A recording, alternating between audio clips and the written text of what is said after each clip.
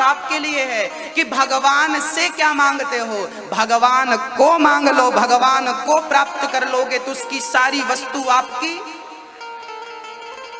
हो जाएगी। तो भगवान से मांगना छोड़ दो, भगवान को मांगना सीख लो।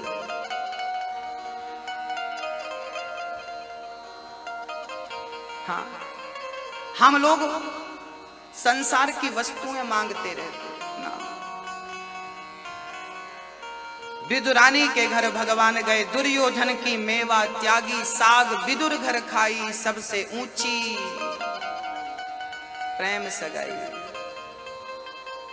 प्रेम से बड़ा कोई संबंध नहीं है भक्तों, इसलिए भगवान प्रेम के वशीभूत होते हैं।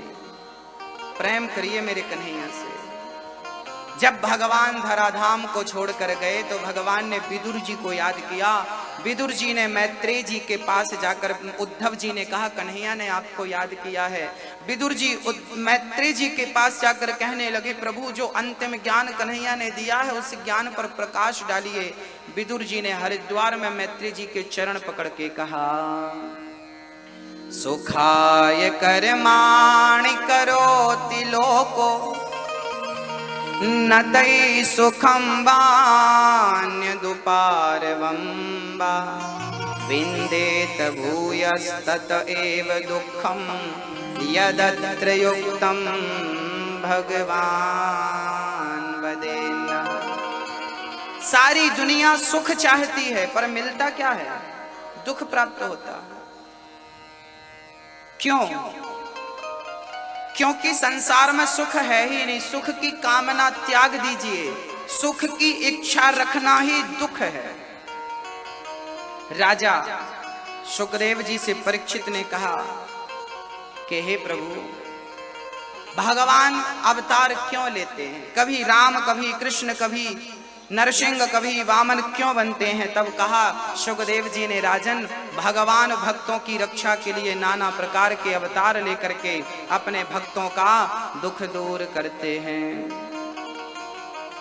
एक बार भगवान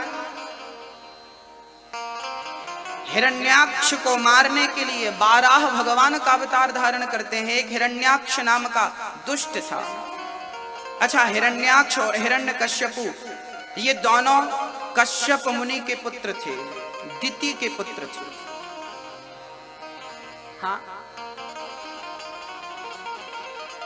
इनकी मां हिरण्याक्ष हिरण्यकश्यपु की पत्नी काम के वशीभूत होकर संध्या के समय अपने पति को पकड़ लिया। कहा हमें काम सता रहा है, हमारी इच्छाएं पूरी करिए।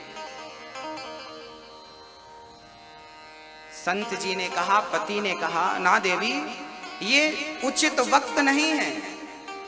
इस वक्त में यदि गर्भाधान किया गया तो समाज का नाश करने वाले पुत्रों की प्राप्ति होगी।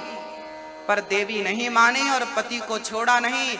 पति पत्नी के आग्रह पर विवश हो गए और वो शाम के वक्त ही, संध्या के टाइम ही, जब पूजा आरती का टाइम होता है उस टाइम वो गर्भवती हो गई। उसके गर्भ से 2 पुत्र हुए, हिरण्याक्ष और हिरण्यकश्यपु। याद रखना भक्तों, हमारे शास्त्र कहते हैं कि पति पत्नी को भी कब मिलना चाहिए, गर्भाधान कब उचित है। यदि आपने गलत समय पर गर्भाधान किया तो आपको और आपके परिवार को और समाज को कष्ट पहुंचाने वाला पुत्र आपको प्राप्त होगा। हाँ, शास्त्र कहते हैं कि गलत वक्त पर वो गर्भवती हो गई, इसलिए उनके 2 पुत्र हुए, हिरण्याक्ष हिरण्यकश्यपु। हिरण्याक्ष ने पृथ्वी को ही ले जाकर गेंद की तरह छिपा दिया। तब भगवान 12 प्रकट होकर हिरण्याक्ष को मारते हैं और पृथ्वी की स्थापना करते हैं। ब्रह्मा जी के शरीर से, उनके दाहिने भाग से पुरुष और बाएं भाग से स्त्री का जन्म होता है। स्त्री का नाम हुआ है शत्रुपा, पुरुष का नाम हुआ है मनु। मनु और शत्रुपा का ब्रह्मा जी से प्रादुर्भाव हुआ। स्त्री और पुरुष एक ही परमात्मा से प्रकट हुए हैं। इसलिए यहाँ एक बात मैं कहना आवश्यक समझूंगा कि स्त्री पुरुष से कम नहीं है। आप पुरुष लोग क्या स्त्री पर अत्याचार बड़ा करते हैं, मैं तुमसे बड़ा हूं, मैं तुमसे श्रेष्ठ हूं। काहे बात के श्रेष्ठ हो भाई, किस बात के श्रेष्ठ हो आप? आपकी पत्नी घर से चली जाए तो आपका घर नरक हो जाता है, और पत्नी घर पे रहे तो घर को स्वर्ग बना देती है। घर तो घर नारियों से चलता है। मिट्टी के बने हुए मकान को, मिट्टी से जो बनता है उसे मकान कहते हैं। जब उस मकान में नारी पहुंचती है तो उस मकान का नाम घर हो जाता है, अर्थात नारी को ही घर कहा जाता है। नारी चलता फिरता घर है, नारी है तो घर की शोभा। इसलिए नारी ज्यादा या कम ऐसा नहीं है, ना पुरुष ज्यादा है ना कम है, दोनों बराबर हैं। साइकिल का दो पहिया, दोनों महत्व रखते हैं। मनु शत्रुपा की 5 संतानें हुई, 3 बेटियां 2 बेटे। आकुति देवहूति प्रसूति 3 बेटियां, प्रियव्रत उत्तानपाद 2 बेटे। आकुति का विवाह रुचि प्रजापति से हुआ, देवहूति का रुचि प्रजापति के घर में यज्ञ भगवान प्रकट हो गए, और देवहूति के घर पे कपिल भगवान प्रकट हो गए। देवहूति का विवाह करदम जी से हुआ। हाँ, किससे हुआ? करदम जी प्रेम पूर्वक भगवान का चिंतन करते थे, जंगल में तप कर रहे थे, कभी उदास नहीं होते थे करदम जी, क्योंकि उन्हें पता था कि भगवान मेरे साथ है। वो लोग कभी उदास नहीं होते जो मानते हैं कि ईश्वर मेरे साथ है। हाँ, वो लोग कभी उदास नहीं होते जो मानते हैं कि भगवान मेरे किस किस के साथ कन्हैया? दोनों हाथ उठाकर मस्ती के साथ कहिएगा, मत हो न मन बावेरे उदास, ये सांवेरा जरूर आएगा। मन में रखना विश्वास, ये सांवेरा जरूर आएगा। कौन कौन विश्वास रखेगा कन्हैया पर? अच्छा बताइए, कन्हैया पर किस किस को भरोसा? हाँ, सबको है। अब हाथ नीचे करो। अब ये बताओ, आप में से चिंता टेंशन किस किस को है? जिनको चिंता टेंशन हो हाथ उठाओ। आज मैं सबकी चिंताएं मिटा कर जाऊंगा, हाथ उठाकर बस कह दो। जिनको है हाथ उठाएं, निश्चिंत होकर उठाइए। आज आपकी चिंता ना मिटा दी तो आप सजा दीजिएगा मुझे। हाथ उठाकर बस कहना पड़ेगा कि चिंता है, मिटाइए। हाथ उठाओ जिनको चिंता है। अब आप 2 तरह की बातें कर रहे हैं। एक तरफ आप कह रहे हैं कि मुझे कन्हैया पर विश्वास है, दूसरी तरफ आप कह रहे हैं कि मुझे चिंता है। यदि विश्वास है तो चिंता किस बात की है, और चिंता है तो विश्वास कैसा है? आप एक काम करिए मैया जी, अपना मुंह फुलाइए, ऐसे फुलाइए। हंसने का नहीं बोला, मुंह फुलाने का। ऐसे घर पर तो मुंह फुलाई रहती हो, यहां फुलाओ। अब ठहाका लगाइए। अब ये दोनों काम एक साथ करके दिखाओ। संभव है आपका मुंह भी फूल जाए और ठहाका भी लग जाए? कि दोनों काम एक समय में हो सकता है? मैया जी, भैया जी, ओ मैया, हो सकता है? नहीं हो। या तो मुंह खोलेगा या तो ठहाका, दोनों काम एक समय में कभी नहीं हो सकता। आप कहते हैं कि मुझे विश्वास है और कहते हैं चिंता है। अरे भाई, जब अपने जीवन की डोर कन्हैया को दे दी है तो चिंता किस बात की? जहां ले जाएगा अच्छे से ले जाएगा, चिंता किस बात की है? चिंता त्याग दीजिए और कन्हैया को अपने जीवन की डोर, जैसे अर्जुन ने अपने रथ की डोर किसे पकड़ा दी? चाहे तो रख लो, चाहे डुबा दो, फूलों में रख चाहे कांट चुभा दो। गाड़ी है तेरे हवाले, तू जाने तेरा काम जाने। मेरी गाड़ी है तेरे हवाले, तू जाने तेरा काम जाने। तू जाने तेरा सौंप दो अब सौंप दिया इस जीवन का सब भार तुम्हारे हाथों में। सब सौंप दो ना, अपने पास क्यों रखा है? इसलिए चिंता है क्योंकि सब अपने पास रखा है। आपके 1 लाख रुपए यदि आपके घर पे है ना तो चिंता होगी, पर 1 लाख रुपए बैंक में जमा कर दो, चिंता नहीं। तो सारा भार कन्हैया के चरणों में रख दो। हाँ, मत होना मन बावरे उदास, ये सांवरा जरूर आएगा। मन में रखना विश्वास, ये सांवरा जरूर आएगा। कब आएगा कन्हैया? जब आपके अंदर क्या होगा? विश्वास होगा। विश्वास बढ़ाइए, चिंता उसी दिन मिट जाएगी जिस दिन विश्वास बढ़ जाएगा। चिंता इसलिए बढ़ती है क्योंकि आपका विश्वास नहीं बढ़ता। भक्तों दोनों हाथ उठा के मस्ती के साथ है मेरी माँ मुझे नहीं पता, पर इस विश्वास से उसे पुकारता हूं कि वो आएगा जरूर, मुझे निराश नहीं करेगा। और जब जब मैंने बुलाया ना भक्तों, मैं अपनी बात बताता हूं, मेरा कन्हैया मेरे सामने ही था, आज भी है। अभी मैं बोल रहा हूं ना तो वो मुझे देख रहे होंगे, आपको देख रहे होंगे। भगवान कहाँ है भक्तों? बताइए बताइए, भगवान कहाँ रहते हैं? बस एक प्रश्न का उत्तर दे दीजिए, छोटा सा प्रश्न है। एक प्रश्न का उत्तर दीजिए, भगवान कहाँ रहते हैं? कहाँ? यहां रहते हैं दिल में। आप कह रहे हैं दिल में। यदि भगवान दिल में रहते हैं तो चलो मैं एक्सरा करा लेता हूं आपका, जो होगा दिल में सब आ जाएगा एक्सरे में।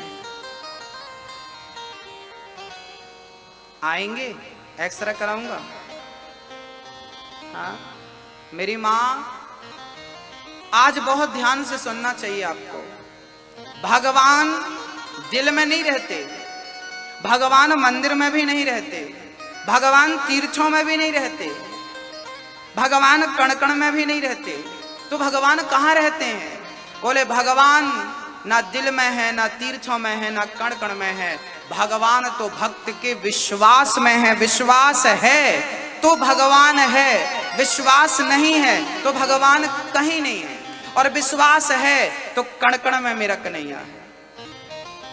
मंदिर में भी भगवान उनके लिए हैं जिनको विश्वास है, जिनको विश्वास नहीं है उनके लिए तो पत्थर रखा है ना। मानो तो मैं गंगा मां हूं, ना मानो तो बहता पानी। भक्तों, प्रहलाद जी ने कहा कि इस खंबे पर भगवान है। हिरण्यकश्यप ने प्रहार किया, खंबा चीरकर भगवान निकले कि नहीं? तब हिरण्यकश्यप ने खंबे को तोड़ा था तो नरसिंह भगवान निकल गए। आज बहुत सारे खंबे टूटते हैं, भगवान क्यों नहीं निकलते? क्योंकि भगवान खंबे में नहीं होता, भगवान तो प्रहलाद जैसे भक्तों के विश्वास में होता है। भक्त ने विश्वास से कहा कि इस खंबे में भगवान है, तो कहीं भक्त का वचन मिथ्या ना हो जाए, इसलिए भगवान को प्रकट होकर दर्शन देना पड़ा कि मेरे भक्त का वचन मिथ्या ना हो जाए। भगवान विश्वास में है। जहां भक्त की हां, भगवान वहां। भगवान कहां? जहां भक्त की, जहां भक्त की, बोलो हां, जहां भक्त की हां, भगवान वहां। ईश्वर कहां? जहां भक्त की, अर्थात जहां भक्त कह दे वहीं भगवान। जिस पे हाथ रख दोगी ना वो भगवान।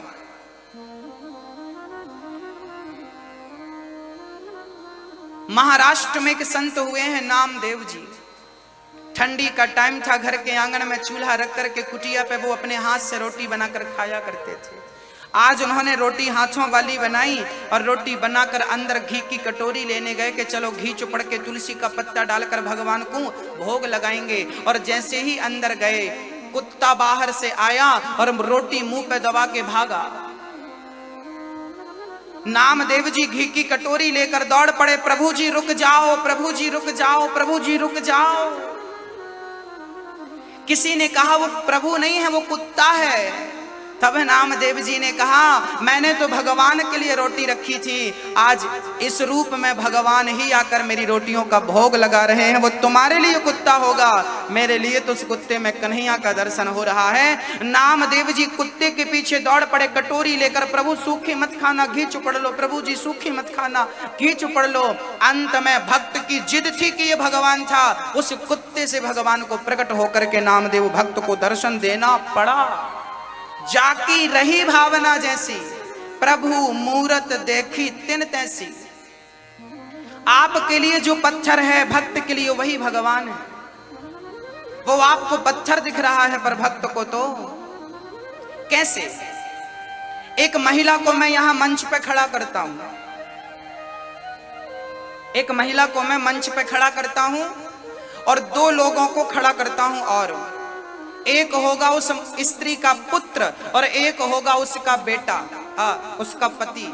अब बताइए, महिला एक है, महिला एक है। अब उसी महिला को जब बेटा देखेगा, उसी महिला को जब उस महिला का पति देखेगा, तो देखने वाले दो हो गए। वस्तु एक है पर देखने वाले दो हैं, तो दो दृष्टि हो गई कि नहीं? किसी के लिए वो पत्नी नजर आ रही है और किसी के लिए वो मां नजर आ रही है। बस भक्तों, पत्थर किसी के लिए होगा पर भक्त के लिए तो भगवान है। भक्त के लिए भगवान। किसी पुरुष की वो स्त्री है तो किसी बच्चे की वो कोई पत्नी के रूप में देखता है, कोई मां के रूप में देखता। आप एक ही हो ना।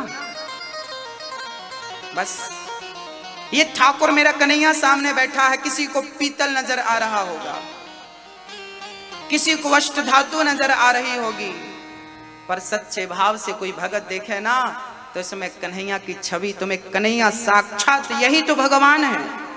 विग्रह भगवान का पूर्ण स्वरूप है, आधा नहीं, आधा नहीं, आधा नहीं। मंदिर क्यों बनाए जाते हैं?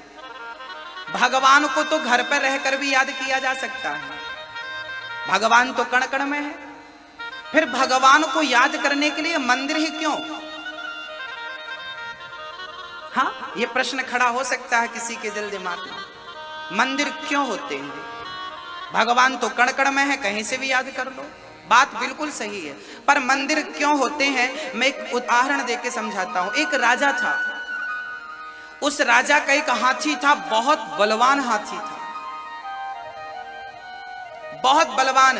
वो हाथी युद्ध में खड़ा हो जाता था तो राजा उस युद्ध को जीत ही जाते थे, हाथी के बल पर, इतना बलवान हाथी था।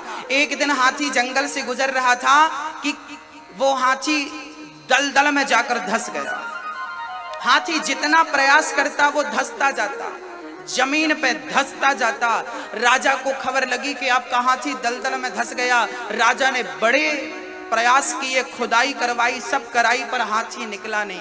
राजा हार कर गुरु के पास गए, गुरु जी मैं अपने हाथी को खोना नहीं चाहता, बताइए मेरा हाथी कैसे बचेगा? तब गुरु जी ने कहा कि इस हाथी को युद्ध बड़ा प्रिय है, ऐसा माहौल बनवाओ कि हाथी को लगे कि युद्ध की तैयारियां चल रही हैं।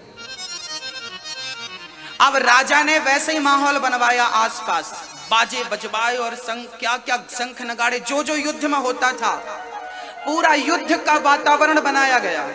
और जब युद्ध का वातावरण बनाया गया, हाथी को गर्मी आने लगी कि युद्ध की तैयारियां चल रही हैं। अब हाथी में और बल आ गया और हाथी अपने आप उस दलदल से निकल करके युद्ध की चिंगाड़ सुन करके बाहर आकर खड़ा हो। राजा चरणों में गिर पड़े, गुरुजी ये कैसे संभव हुआ? तब गुरुजी ने कहा कि हाथी ने सुना कि युद्ध का माहौल है। हाथी के अंदर बाहर आने की शक्ति तो पहले भी थी, पर जब तक माहौल नहीं मिला तब तक हाथी बाहर नहीं आ सका। ऐसे ही जैसे हाथी को दलदल से बाहर लाने के लिए माहौल युद्ध का बनाना पड़ा, ऐसे भक्त को भगवान तक पहुंचाने के लिए मंदिर तीर्थ यात्रा एक माहौल है, भक्ति का वातावरण बनाने के लिए। ये एक माहौल बनता है मंदिर में, ईश्वर को प्राप्त करने के लिए मन केंद्रित होता है, माहौल बनाया जाता है। जो माहौल मंदिर में होता है वो घर पे आप बनाना चाहें बड़ा मुश्किल है। जो माहौल वृंदावन का है, जो माहौल हरिद्वार का है, वो आप अपने घर पे बनाना चाहें तो संभव नहीं है। उस माहौल पर कोई नास्तिक चला जाए ना तो राधे राधे जपने लगता।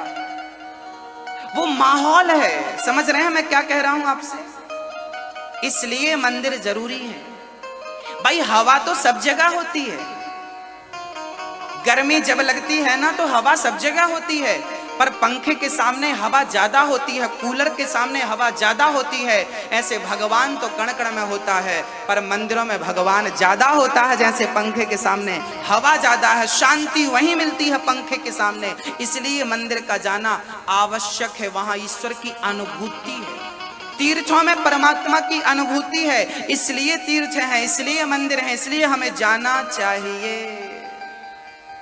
हाँ मेरी माँ, आप अपने घर पे होते तो क्या आपको 1 रुपए दान करने का भाव जागता? नहीं जागता ना। पर आज कथा पे आप बैठे हो, बूढ़ी माँ हमारे वृंदावन में, जब वृद्ध माओं के लिए मैं आपसे कहता हूँ भक्तों, मैं हर कथा में एक बात कहा करता हूँ, आज आपसे सुनाता हूँ, जरा सुनिएगा। आप मन में विचार करते होंगे कि मेरे मन में वृद्ध माताओं के लिए वृद्धाश्रम बनाने का ख्याल विचार क्यों आया। मैं इसके पीछे का कारण आपको बतलाता हूं। वृद्धाश्रम बनाने की जरूरत नहीं है। यदि हर बहू अपनी सास की सेवा करे और हर बेटा अपने माँ बाप की सेवा करे तो वृद्धाश्रम बनाने की जरूरत नहीं है। पर जो नहीं करते अपने माँ बाप की सेवा, वो माँ बाप कहाँ जाएंगे, बस ये बता दीजिए। किसकी चौखट पे जाकर वो दरवाजा खटखटाएंगे, किसके सामने जाकर वो आंसू बहाएंगे, कौन है उनका रखवाला। भक्तों, एक माँ मेरे पास आती है, बहुत ध्यान से सुनिएगा। एक माँ मेरे पास आई, कुछ वर्षों पुरानी ये घटना है। एक माँ मेरे पास आई और उस माँ ने मुझसे कहा, बेटा मेरी एक आखिरी इच्छा है, क्या आप पूरी करोगे? मैंने कहा, माँ आप बताओ, कोशिश करूंगा कि मैं आपकी इच्छा पूरी कर सकूं। हाँ, उस माँ ने कहा कि मेरी आखिरी इच्छा है कि जब मैं मरूं तो मेरी चिता में आग आप लगाना। उस माँ ने मुझसे कहा कि जब मैं मरूं तो मेरी चिता को आग आप लगाना। मैंने उस माँ से कहा, माँ आपका तो बेटा है, आप मुझसे ये उम्मीद क्यों रखती हैं? आपका बेटा है, वो आपको क्रियाएं जो हैं बेटे की करेगा। उस माँ ने रोते हुए जवाब दिया कि बेटा मेरा बेटा है, बहू है, नाती है, पोता है, सब है, पर मेरा बेटा अभी, मेरा बुढ़ापा है, पाँव में घुटनों में दर्द है, हम दोनों पति पत्नी अकेले बनाकर खाते हैं, ना बेटा देखने आता है, ना बहू पूछने आती है कि माँ आपने खा लिया या भूखी हो। मुझे लगता है कि जिस बेटे ने जीते जी पानी नहीं दिया, जिस बेटे ने जीते जी 2 रोटी नहीं दी, उस बेटे से मैं आग लेकर क्या करूंगी? मैं आग नहीं लेना चाहती ऐसे बेटे से। मरने के बाद मैं उस बेटे से अपनी चिता पे आग नहीं लेना चाहती। बस ये बात जब उस माँ ने कहा ना तो मेरा दिल रोने लगा, हृदय विदीर्ण हो गया कि बेटे के होते हुए, बताइए उस माँ ने जब ये बात मुझसे कही होगी तो उसका दिल पत्थर रख के नहीं कहा होगा। उस माँ ने कितना परेशान हो गई होगी वो माँ अपनी बहू और अपने बेटे से। रोज रोती है वो, रोज घुट घुट के जितनी जिंदगी बची है ना, वो रोज मर मर के जीती है। जिसका बेटा हो, बहू हो, और वो माँ बुढ़ापे में बनाकर अकेली खाती हो, वो रोती है, महाराज कभी कभी मैं भूखी रह जाती हूँ, पाँव में इतना दर्द होता है कि बना नहीं सकती, हाथ जोड़कर रोने लगी, मैं जब मरूं तो मेरी चिता को आप आग लगाने आ जाना, बस मेरी आखिरी इच्छा है। अब मेरे मन में विचार आया कि आग लगाना बड़ी बात नहीं है, आग तो कोई भी लगा देगा। मुझे लगा कि पहले मुझे इस माँ का बेटा बनकर इस माँ की सेवा करनी चाहिए, पुत्र बन करके। जब मैं इस माँ की सेवा करूंगा तब मुझे जरूरत पड़ी तो इस माँ की चिता पे आग लगाने का अधिकार मुझे ईश्वर तब देगा जब मैं पुत्र धर्म निभाऊंगा। पहले पुत्र धर्म निभाना बड़ी बात है, चिता पे आग लगा देना बड़ी बात। आग तो कोई भी लगा देगा, पर किसी का सहारा बन जाना, किसी की आंखों को किसी की आंखों के आंसू पोंछ देना और किसी रोते को हंसा देना बहुत बड़ा पुण्य है मेरी माँ। आज कल हमारे हैदराबाद से हमारे भैया मुकेश सूचक जी का फोन आया। कल उन्होंने कहा कि गुरुजी कल या आज मुझे स्मरण नहीं है, वो सुन रहे होंगे। उन्होंने मुझसे कहा कि गुरुजी एक माँ वृद्धाश्रम में आना चाहती है। वो माँ इतनी परेशान है कि वो माँ कहती है कि मेरा बेटा मुझे थप्पड़ मारता, मेरी बहू हाथ पकड़कर घर से निकाल देती है। उस माँ ने फोन लगाकर कहा कि यदि मुझे नहीं निकाला गया तो मैं मर जाऊंगी। सोचिए, अपने बच्चों से कोई इस प्रकार परेशान हो सकता है? बच्चों का इस प्रकार अत्याचार माँ बाप पर। भक्तों, मैं आपसे प्रार्थना करूंगा, यहाँ जितने बच्चे बैठे हैं, आप अपनी माँ को कभी सताना मत। ईश्वर कभी माफ नहीं करेगा। जिसने तुम्हें गर्भ में रखा उस माँ के सगे नहीं हो पाए, किसके सगे बनोगे तुम? उसका कर्जा चुका नहीं पाए, किसका ऋण चुकाओगे तुम? माँ में भगवान नजर नहीं आया तो पत्थर में तुम्हें भगवान कभी नजर नहीं आएगा। जो माँ के अंदर ईश्वर का दर्शन नहीं कर सकता, उसे पत्थर में भगवान नजर आएगा। भक्तों, आपसे मेरी प्रार्थना है, जब मेरे उस माँ का फोन आया कि मेरी बहू मेरा बेटा मुझे मारता है, बड़ा अत्याचार करता है, मुझे जल्दी ले चलो। भक्तों, वृंदावन में अभी आश्रम बनने में थोड़ी सी देर है, पर मैंने उस माँ से कहा कि माँ आप आ जाओ, मैं आपके लिए टेम्परेरी एक कमरा बनवा देता हूँ और आपकी सारी व्यवस्थाएं वहां कर दूंगा, आप आओ, आत्महत्या मत करना। ये बेटा जब तक है जिंदा, आपके लिए भीख मांगना पड़े मैं मांग लूंगा, पर अपनी माँ को रोता हुआ कैसे देखते हैं? भक्तों, इन तमाम माताओं के लिए मैं आपसे अपेक्षा करता हूं कि आप सहयोग करेंगे और वृंदावन में जो आश्रम बन रहा है उसका कार्य और तेजी से आगे बढ़े, उसके लिए आपको सहयोग करना पड़ेगा। बस जल्दी से जल्दी वहां पर मेरी बहुत सारी माएं रह करके और अपना सुखमय जीवन व्यतीत करने लगेंगे बिहारी जी की शरण में। यदि आपको लगता है कि आपको इस कार्य से जुड़ना चाहिए तो आप जुड़िए। एक माँ का सहारा बनिए, एक माँ को गोद लीजिए। मात्र 21,000 का सहयोग देकर आप एक माँ को आजीवन भोजन की व्यवस्था कर सकते हैं। मात्र 21,000 देकर आप हमारे मेंबर्स बन सकते हैं। इसी बहाने वृंदावन से जुड़ सकते हैं, आना जाना बना रहेगा और आपका दिया 21,000 मैं बैंक में जमा कर दूंगा। उसी से मेरी एक माँ आपका दिया हुआ 21,000 उस माँ को रोटी बन करके उसकी थाली में पहुंचता रहेगा। आप किसी माँ को भरपेट रोटी दे सकेंगे। पिंडदान करते हैं ना, कहते हैं पितृपक्ष में अन्नदान करने का बड़ा महत्व होता है। आप इन वृद्ध माताओं के लिए एक रोटी दे सकते हैं। इन माओं के लिए आप भरपेट भोजन, एक माँ को भरपेट भोजन आप मात्र 21,000 रुपए के सहयोग से दे सकते हैं। यदि ईश्वर ने सामर्थ्यता दी है तो सहयोग करिए, और सामर्थ्यता नहीं दी तो भगवान से प्रार्थना करिए कि हे प्रभु मुझे इसे योग्य बनाओ कि मैं बूढ़ी माओं की सेवा कर सकूं। भगवान तुम्हें योग्य जरूर बनाएगा।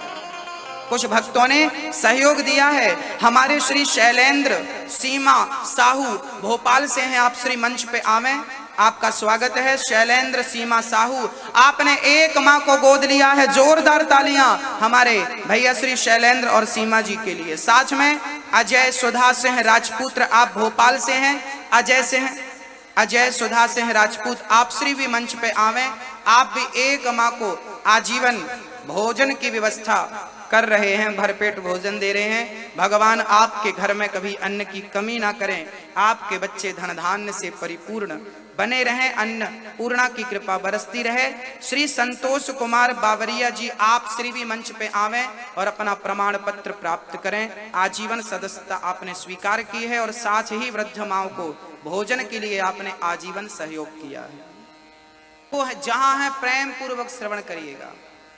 करदम जी महाराज की पत्नी देवहूति, करदम जी ने कामक विमान की रचना की। कहा जाता है कि करदम जी तप में बैठे थे, उनका विवाह जब हुआ विवाह के तुरंत बाद करदम जी तप में बैठ गए। तपस्या करते करते 40 वर्ष बीत गए, करदम जी का ध्यान नहीं खुला। तब करदम जी की पत्नी सेवा करती रही। 40 वर्ष बाद जब तपस्या खुली तो देखा कि बूढ़ी सी स्त्री सामने बैठी, देवहूति बूढ़ी हो गई। सोचिए कि पत्नी, नया विवाह हुआ और पति तपस्या में चला गया। 40 वर्षों तक पति की सेवा करती रही। हमारे भारत में मॉडल लोग नहीं हुआ करते थे, हमारे भारत में तपस्वी नारियां हुआ करती थी, पतिव्रता नारियां हुआ करती थी। हाँ, मॉडलों का जमाना नहीं था,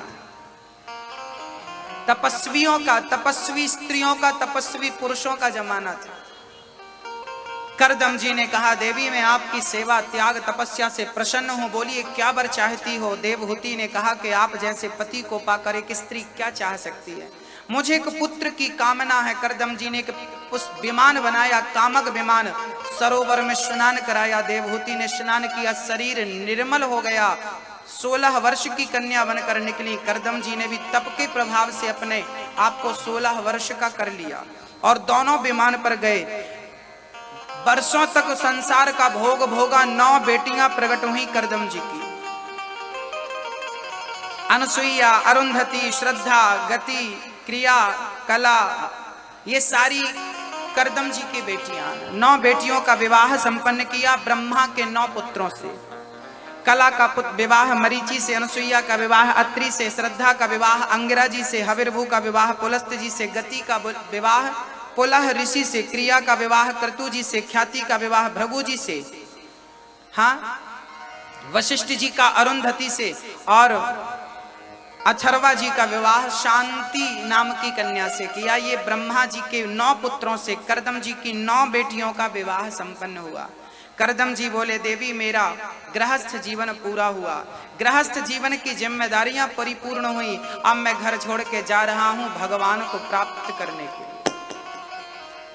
भक्तों, मैया जी, ओ मैया, ओ पंचायती मैया, पंचायत ना करना, प्रेम से कथा सुनना, बहुत सावधानी से कथा सुनना। और आप लोग घर जाने की जल्दी मत करो, आज तीसरा दिन है, 4 दिन और हैं, इसके बाद घर पे ही रहना है। घर कहीं भागा नहीं जा रहा है कि होशंगाबाद छोड़ के भोपाल चला जाएगा घर। भक्तों, यहां एक छोटा सा प्रश्न मैं आपसे करना चाहूंगा। भैया जी, जितने मेरे दादाजी बैठे हैं आपसे और जितनी मेरी मां बैठी हैं आपसे, करदम जी घर छोड़कर जाने की बात कर रहे हैं। एक बात बताओ,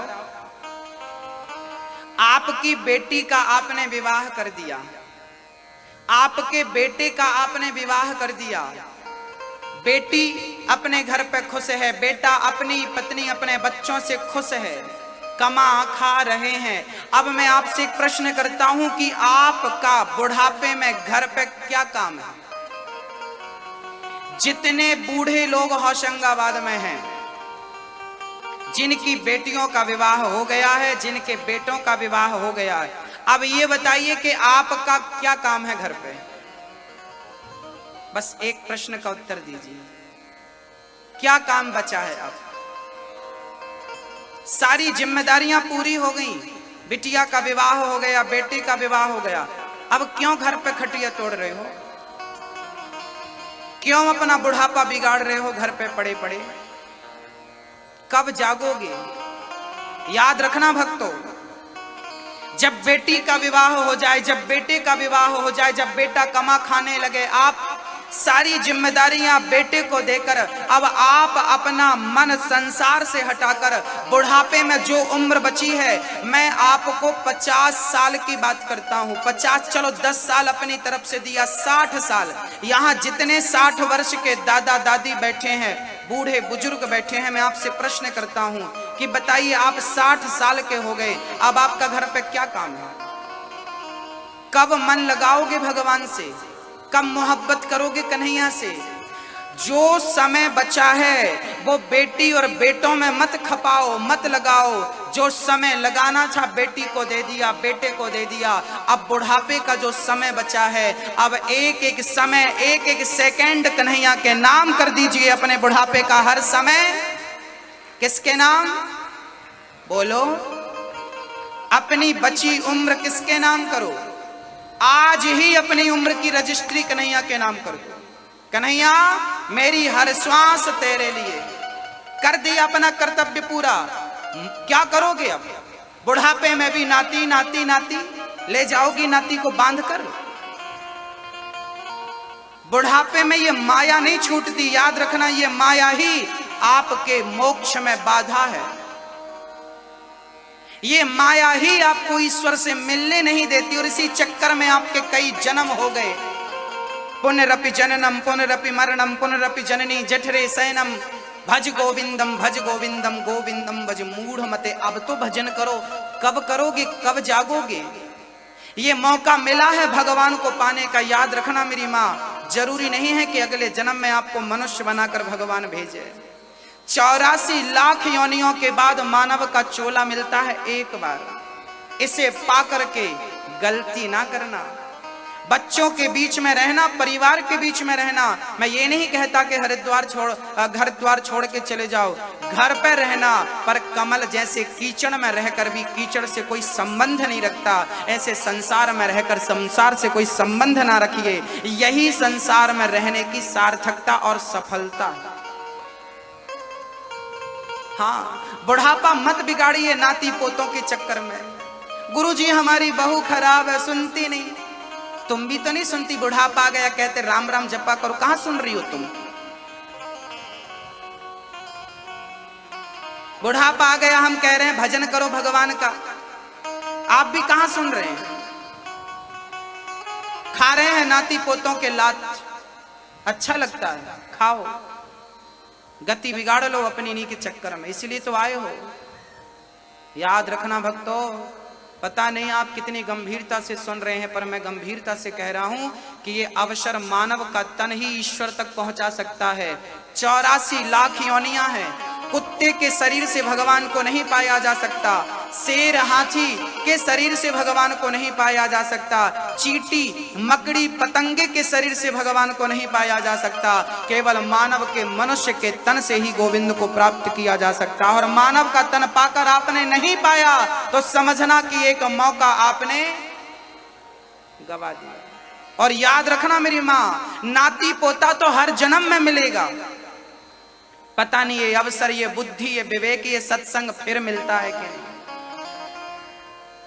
पाकिस्तान में पैदा हो जाते हैं ना तो मांस खाते रहते, बकरा खाते रहते। भारत में पैदा किया है नर्मदा के तट पे कन्हैया ने, कुछ सोच समझ कर पैदा किया होगा कि जाओ हम तुम्हें मानव का तन दे रहे हैं। भारत में जितने मनुष्य हैं सब तपस्वी मनुष्य हैं, क्योंकि दुनिया के किसी कोने में गंगा नहीं बहती, किसी कोने में नर्मदा नहीं बहती, केवल भारत की भूमि में गंगा नर्मदा सरस्वती बहती है। भक्तों, बड़भागी है नर्मदा के तटवासी, बड़भागी है गंगा और यमुना और सरस्वती के तटवासी। हाँ, अमेरिका का आदमी भी पिंडदान करने आता है गया जी। भगवान ने 24 अवतार धारण किए, 24 में एक भी अवतार अमेरिका में नहीं लिया। एक भी अवतार भगवान ने जापान, लंदन, पेरिस में नहीं लिया। सारे अवतार भगवान ने भारत में लिए। प्रश्न खड़ा हो गया, प्रभु आपके इतने अवतार, एक अवतार अमेरिका में ले लिया होता, एक अवतार भारत में ले लिया होता, एक अवतार आप जापान में ले लेते, सारे अवतार भारत में क्यों? तब भगवान ने कहा कि भारत ही एक ऐसी भूमि है, भारत की भूमि को ही मां कहकर बुलाया जाता है। दुनिया की किसी धरती को, किसी भूमि को मां कहकर संबोधित नहीं किया जाता। हम लोग ही भारत को मां कहकर संबोधित करते हैं। भारत माता की, ये भारत मां है। और राम ने कहा कि जहां मां होगी वहीं तो राम और कृष्ण जैसा बेटा होगा। राम कृष्ण जैसा बेटा भी भारत की भूमि में, भारत की गोद में खेलता है। बड़भागी हैं आप लोग जो भारतवासी हैं। भगवान ने तुम्हें हिंदू बनाया है, ये बड़े सौभाग्य की बात है। भगवान के घर से जैसे आए थे वैसे ही हो, काटा पीटी नहीं हुई। हाँ, वैसे ही हो आप, बिल्कुल सेफ। धन्य है, बड़भागी हैं आप लोग। आज विदेश के लोग आते हैं और आकर के ना हिंदू बन जाते हैं, तुलसी की माला पहनती हैं विदेश की माताएं। आप लोगों को चंदन लगाने में लज्जा आती है, विदेशी आती हैं कभी वृंदावन आना, वहां के हरे राम कृष्ण हरे कृष्ण मंदिर में आना, वहां विदेशी लोग, गोरी स्त्रियां, गोरे पुरुष, इंग्लैंड के लोग आते हैं और जपते हैं हरे राम राम राम हरे हरे, हरे कृष्णा कृष्ण कृष्ण हरे हरे। उनसे हिंदी नहीं आती ना, वो सही उच्चारण नहीं कर पाते, हरे राम वो शुद्ध नहीं बोलते, तो क्या बोलते हैं? हरे राम राम राम हरे हरे, हरे कृष्णा कृष्ण कृष्ण हरे हरे। आज विदेशी आते हैं, आकर हिंदू बन जाते हैं और राम नाम की जपते माला भक्ति में रम जाते हैं। धरा ये जिस पर घूम रही, हम उसी केंद्र के बिंदु हैं। गर्व से कहो हम हिंदू हैं, हम हिंदू हैं, हम हिंदू।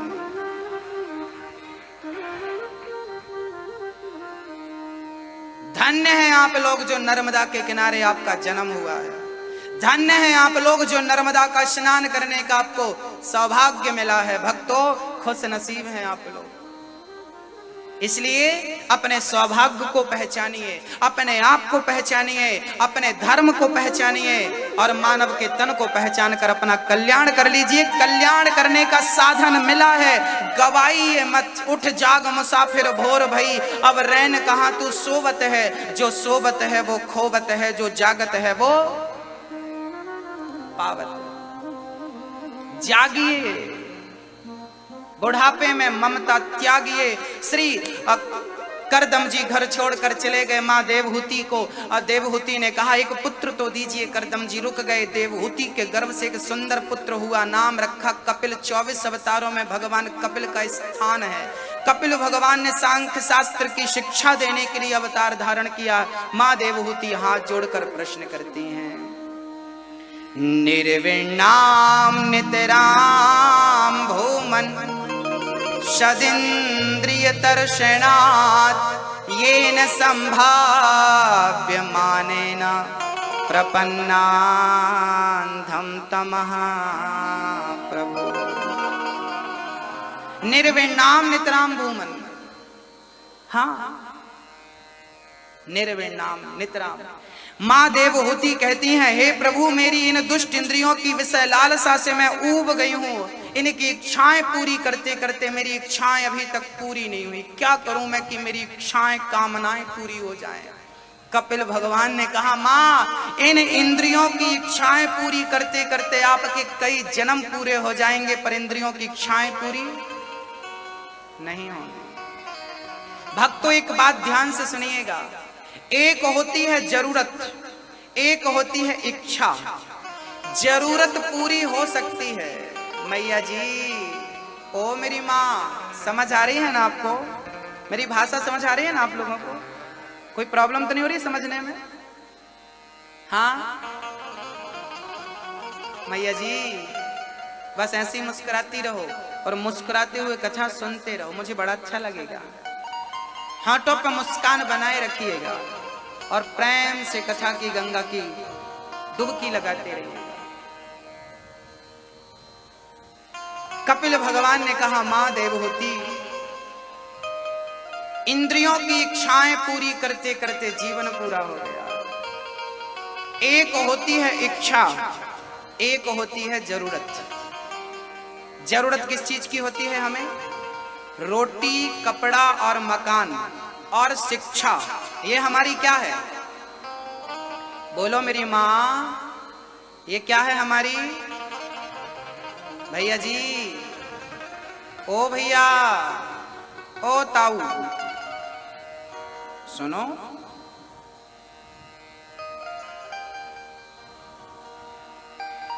हमारी जरूरतें क्या हैं? रोटी, कपड़ा, मकान और शिक्षा। ये क्या है हमारी? ये हमारी जरूरत है। जरूरत पूरी हो सकती है, परंतु एक होती है इच्छा। उस इच्छा की पूर्ति में आप मरने वाले हैं और भगवान कहें कि चलो मैं तुम्हें 100 वर्ष की उम्र और देता हूं, तो क्या उन 100 सालों में आप अपनी इच्छाएं पूरी कर सकते हैं? फिर मौत आ जाए, फिर भगवान कहे कि मैं तुम्हें 100 साल और देता हूं, तो क्या आप उन 100 साल में अपनी इच्छाएं पूरी कर सकते हैं? बोलो मेरी माँ। जरूरतें पूरी हो सकती हैं, इच्छाएं पूरी कभी नहीं हो सकती। इसलिए जरूरत के हिसाब से जीवन जीना चाहिए, इच्छाओं के मुताबिक जिंदगी कभी नहीं जीनी चाहिए। जरूरत तो फकीर की पूरी हो जाती है, और इच्छाएं तो राजाओं की भी अधूरी, महाराजाओं की अधूरियां रह जाती हैं। इसलिए इच्छाओं के गुलाम मत बनिए, जरूरतें पूरी कर लीजिए। रोटी, कपड़ा, मकान और शिक्षा हमारी ये पूरी करिए। मेरी गाड़ी, मेरा बंगला, मेरा ये वो, आपको मैं पूरे होशंगाबाद का राजा बना दूं, पूरी होशंगाबाद की प्रॉपर्टी आपके नाम कर दूं, तो क्या गारंटी देंगे कि आपकी इच्छाएं पूरी हो जाएंगी?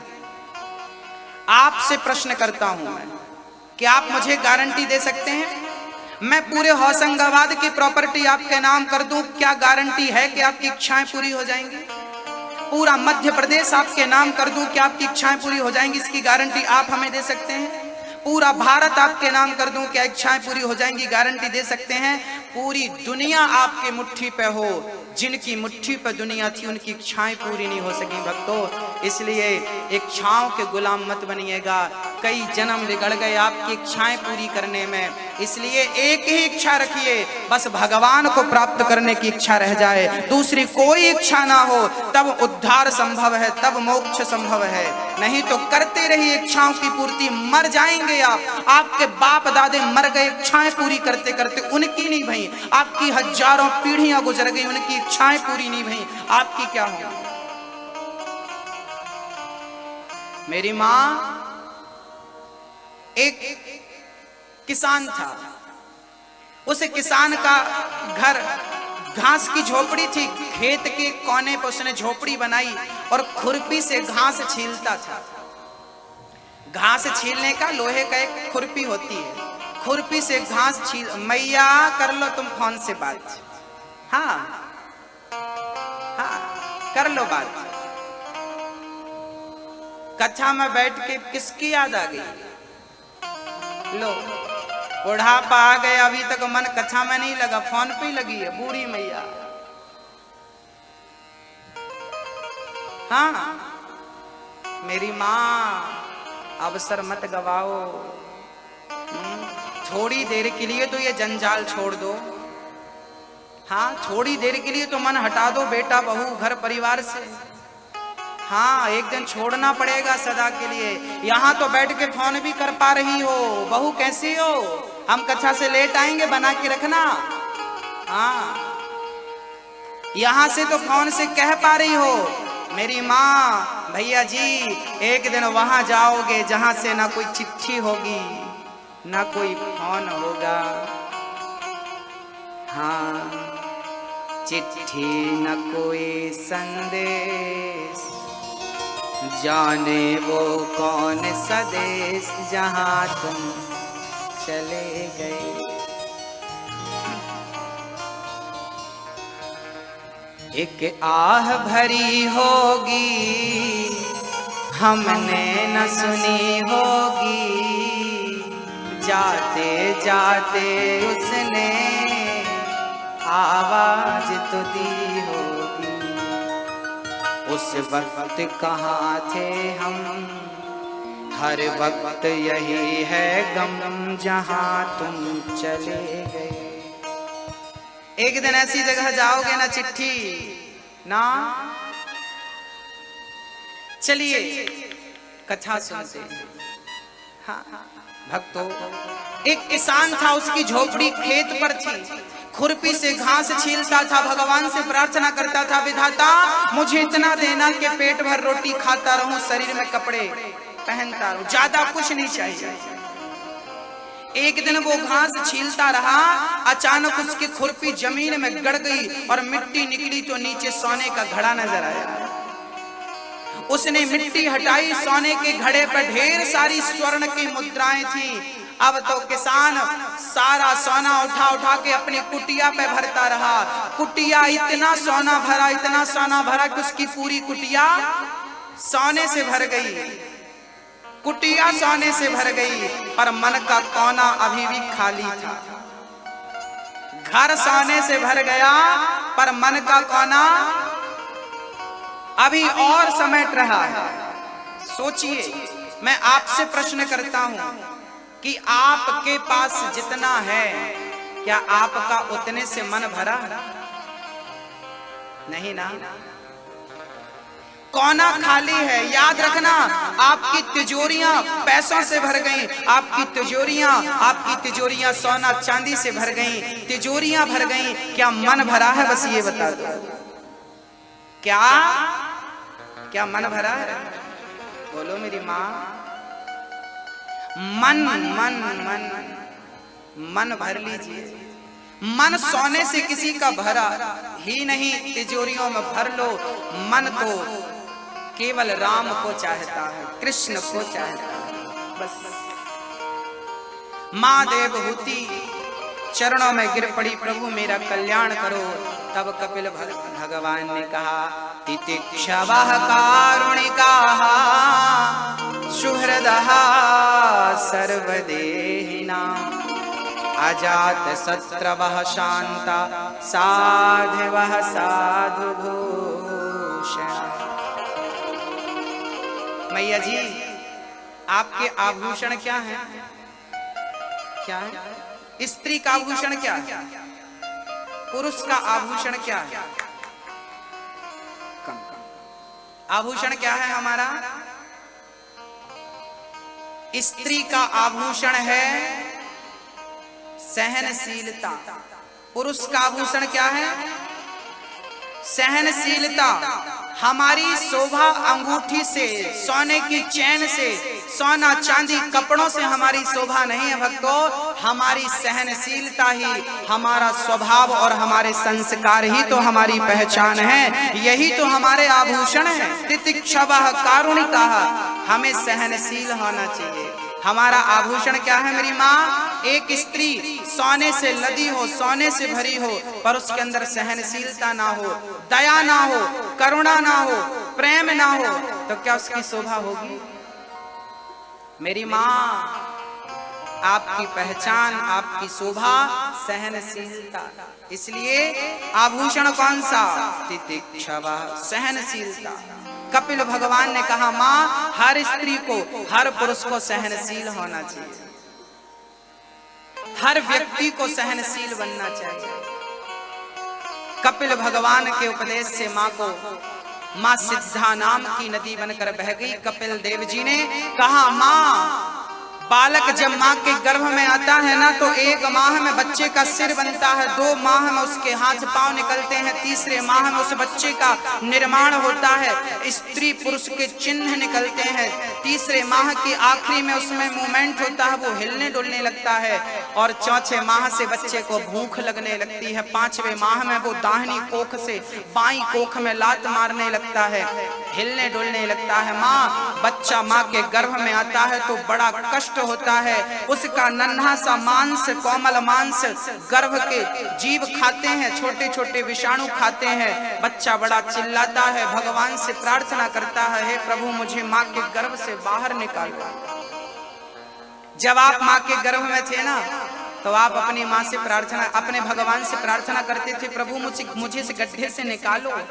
अच्छा, माँ के गर्भ में क्या है? मखमल के गद्दे बिछे हैं क्या? सोना है, चांदी, एसी लगी है, उल्टा लटका रहता है आदमी माँ के गर्भ में। मलमूत्र का गड्ढा होता है। डॉक्टर कहता है बच्चे के मुंह पे गंदा पानी चला गया। गंदा पानी क्या होता है? मल और मूत्र होता है। वो मलमूत्र पी पी के तुम यहाँ बैठे हो। उस गर्भ में यही स्थिति रहती है। अब फिर से मलमूत्र पीना है आपको? हाँ या ना? बोलो, पीना है आपको मलमूत्र? माँ के गर्भ में जाओगे, पीना पड़ेगा। डॉक्टर कहता पेट में पानी चला गया, बच्चे के मलमूत्र पी गया। हाँ भक्तों, हम भगवान से कहते हैं प्रभु इस नरक से निकालो हमें। भगवान कहते हैं क्या बताऊं, मैंने कई बार तुझे निकाला, तू फिर ऐसे कर्म करता है, किसी गड्ढे में फिर आ जाता है, मैं क्या करूं? माँ का गर्भ क्या है? आपके कर्मों का फल है। व्यक्ति जब कुछ गलतियां करता है तब भगवान उसे पुण्य बहुत होते हैं पर थोड़ी गलतियां होती हैं जिसके कारण भगवान मनुष्य बनाकर भेजते हैं और कहते हैं जाओ उन गलतियों को सुधार लेना, तुम्हारा मोक्ष हो जाएगा। और जिसका मोक्ष हो जाता है वो मृत्यु लोक में नहीं वैकुंठ लोक में रहकर भगवान का नित्य दर्शन करता है और आवागमन के चक्कर से सदा सदा के लिए मुक्त हो जाता है। और हिंदुस्तान की जनसंख्या 130 करोड़ है। इन 130 करोड़ में शायद है कि 10-20 लोगों का मोक्ष हो जाए। हाँ, 10-20 में शायद आपका भी नाम हो, मुझे विश्वास है, क्योंकि भगवान ने बाहर निकाला। भगवान से आपने कहा था, भगवान ने कहा था झूठ बोलेगा नहीं बोलूंगा, कपट करेगा नहीं करेगा, निंदा करेगा नहीं करूंगा, किसी का दिल दुखाएगा नहीं। भगवान बोले यदि तूने इन बातों का ख्याल रखा तो फिर तुझे जन्म गर्भ में लेना, फिर तुझे गर्भ में आना नहीं पड़ेगा, तेरा उद्धार हो जाएगा। पर भगवान की बातें बचपन में तो याद रहती हैं, जैसे ही बड़ा हुआ धीरे धीरे माया ऐसी लपटाती है कि सब कुछ भूल जाता है और फिर 84 के चक्कर में उलझ जाता है। ये पत्नी मेरी, बेटा मेरा, इनको मेरा कहने लगता है, भूल जाता है कि गोविंद मेरो है, गोपाल मेरो है। ये बात भूल करके दुनिया को अपना मानने लगा। यही तो माया है। हाँ, क्या बताऊं भक्तों, बड़ी प्रबल है। मम माया दुरतया। सुखदेव भगवान कहते हैं राजन मां सिद्धा नाम की नदी बनकर बह गई। कपिल देव जी ने आचमन किया, सीधा गंगा सागर चले गए। आज भी कपिल भगवान गंगा सागर में बैठे हैं। बाकी तीर्थ बार बार, गंगा सागर एक बार। क्यों एक बार? कपिल देव जी जंगल में गए ध्यान लगाने, संसार के लोग पहुंच गए, गुरु जी हमें बेटा घर से चला गया है, शादी वादी हो नहीं रही है, जरा कृपा करो।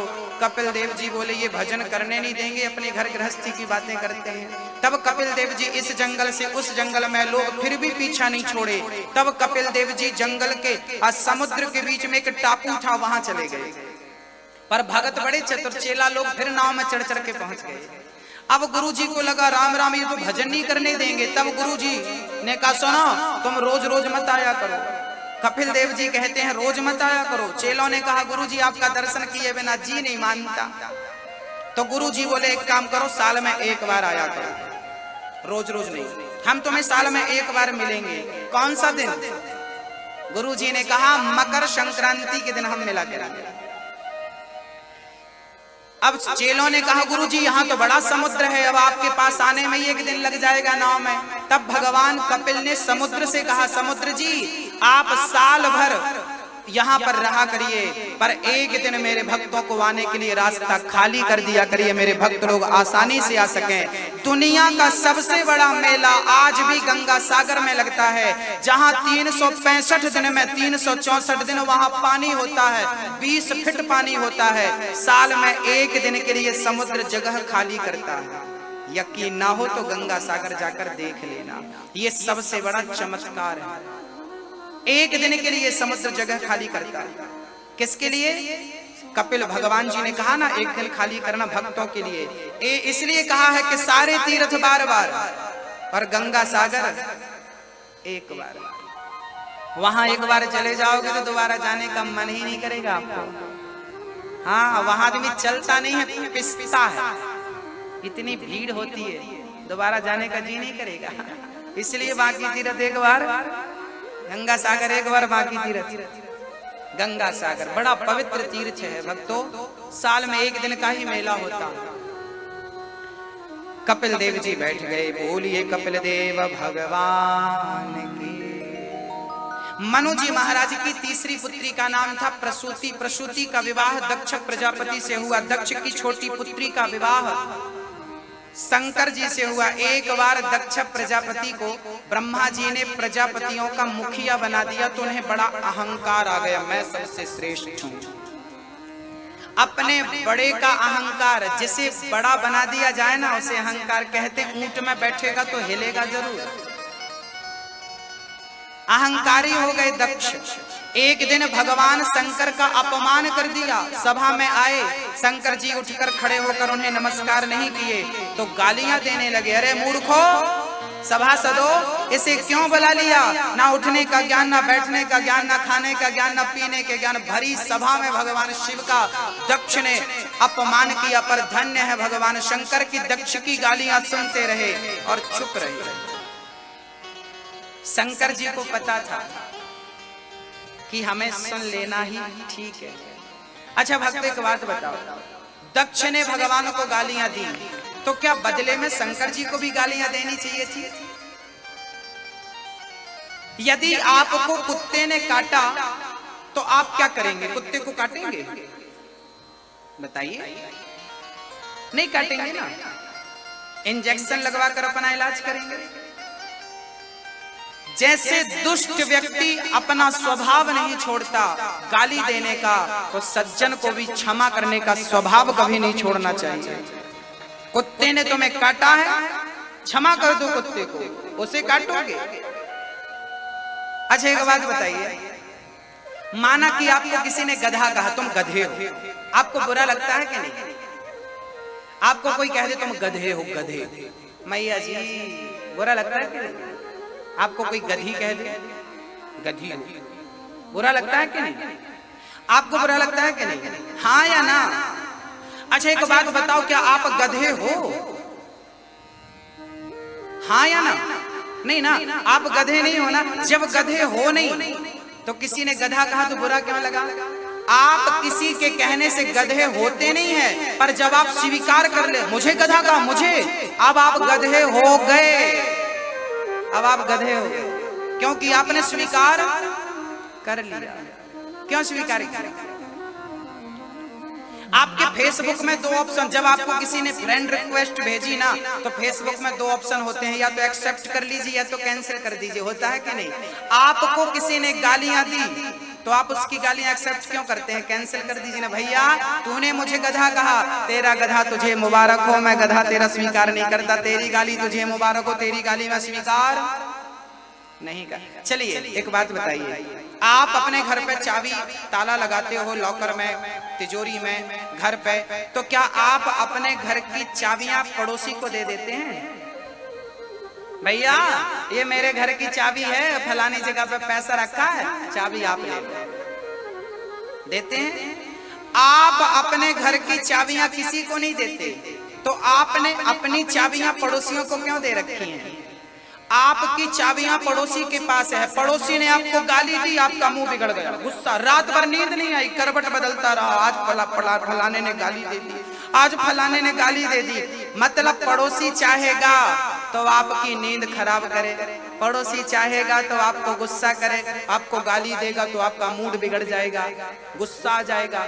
भाई पड़ोसी गाली दे रहा है, आप गुस्सा क्यों कर रहे हैं? आपने अपनी चाबी पड़ोसियों को दे रखी है, अपनी चाबी अपने पास रखिए।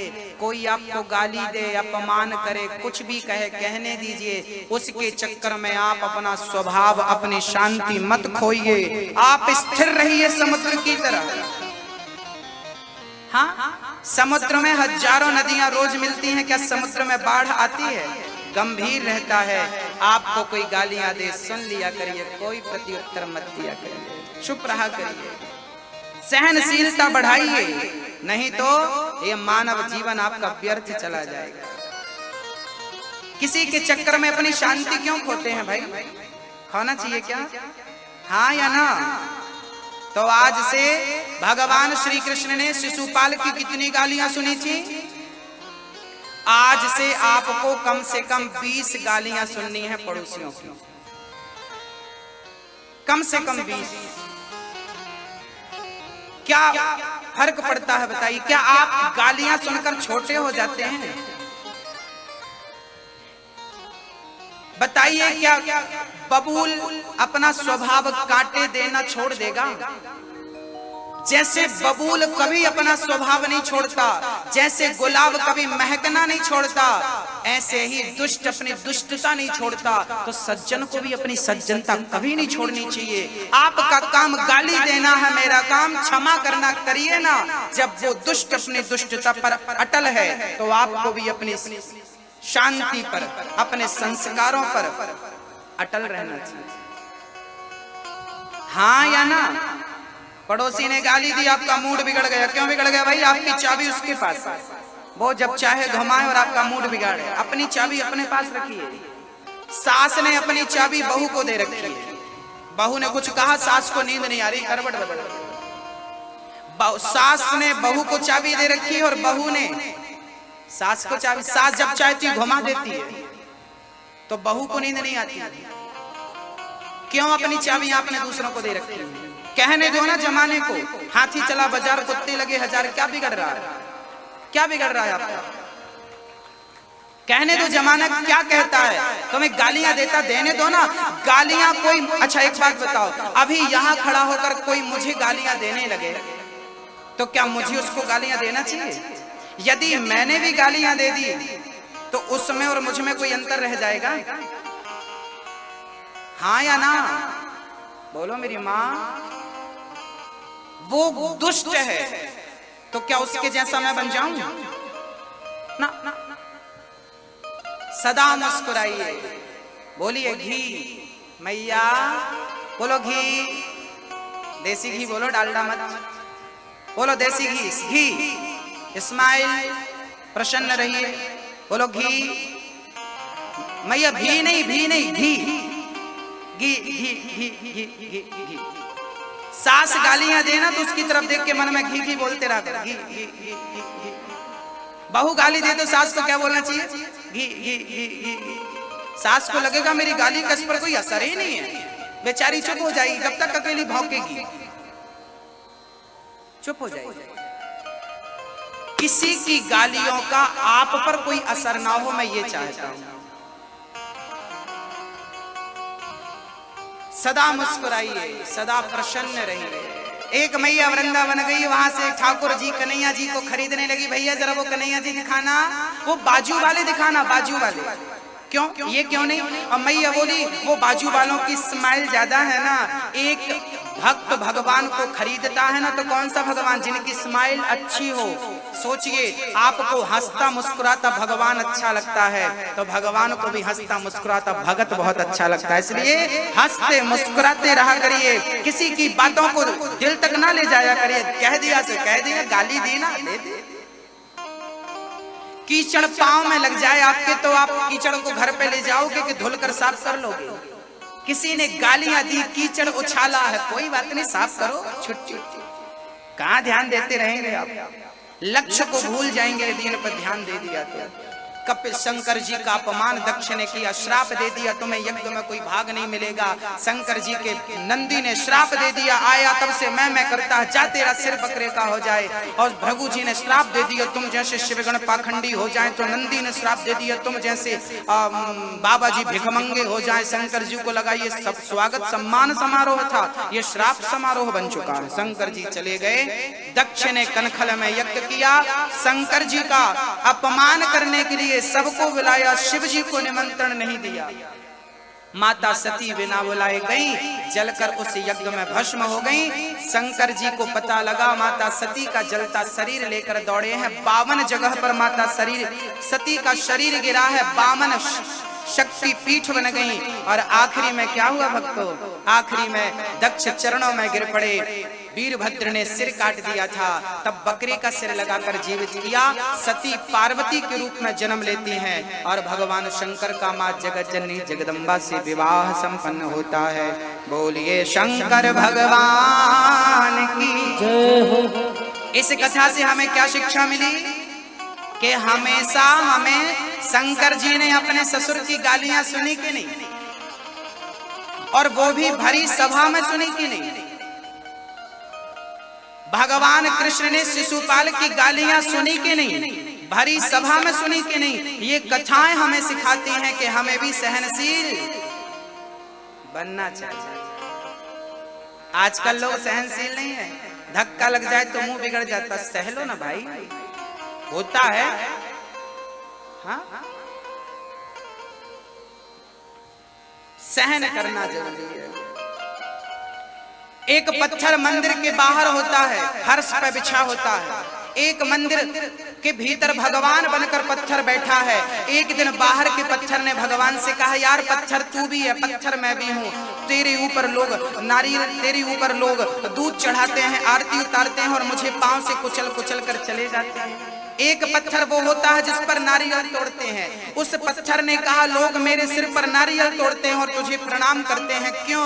तब मूर्ति से आवाज आई, पत्थर तू भी है, पत्थर मैं भी हूँ। फर्क केवल इतना है कि जब किसी मूर्तिकार ने तुझे मूर्ति बनाने के लिए उठाया था तो छेनी और हथौड़े की चोट मारी थी, तू उस चोट को खाकर टूट गया था, टुकड़े टुकड़े हो गया था, इसलिए आज तेरे ऊपर नारियल तोड़ा जा रहा है, क्योंकि तू छेनी और हथौड़े की चोट सह नहीं पाया। और मैं उस छेनी हथौड़े की चोट सहता गया, सहता गया, सहता गया, आज भगवान बन करके बैठा हूँ, भगवान बनकर। जो पत्थर चोट खाकर टूट गया वो कंकड़ बन गया, जो पत्थर चोट सह गया वो शंकर बन गया। सहन करने वाला पत्थर भगवान बन जाता है, तो सहन करने वाला इंसान भगवान नहीं बन जाएगा? भगवान कृष्ण ने 100 गालियां सही तब तो भगवान बने।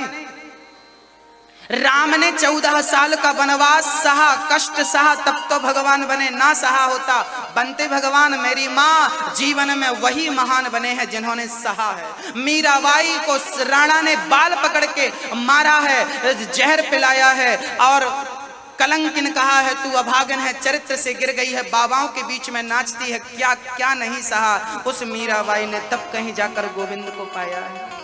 मेरी माँ सहन करना पड़ेगा। जिसने सहन कर लिया वो पत्थर। एक सज्जन ने कहा, गुरुजी भगवान पत्थर के क्यों बनते हैं? मैंने कहा, पत्थर सहनशील होता है। जितना पत्थर सहता है, मूर्ति बनाने के टाइम पे ना भगवान के मुंह पे छेनी चलती है, आंखों पे छेनी चलती है, इतनी छेनियों की चोट आप खा लोगे तो आप भगवान नहीं बन जाओगे। वो पत्थर सहनशील होता है, इसलिए भगवान बनता है, इसलिए ऊपर बैठता है। भक्तों, हम जिंदा इंसानों से ऊपर बैठता है वो पत्थर, क्योंकि वो सहनशील होता है। आप जिस दिन सहनशील हो जाएंगे, सिर आंखों पे लोग बिठाएंगे, आपको सिर आंखों पे बिठाएंगे। सहनशील तो बनिए। क्या बनना है मेरी माँ?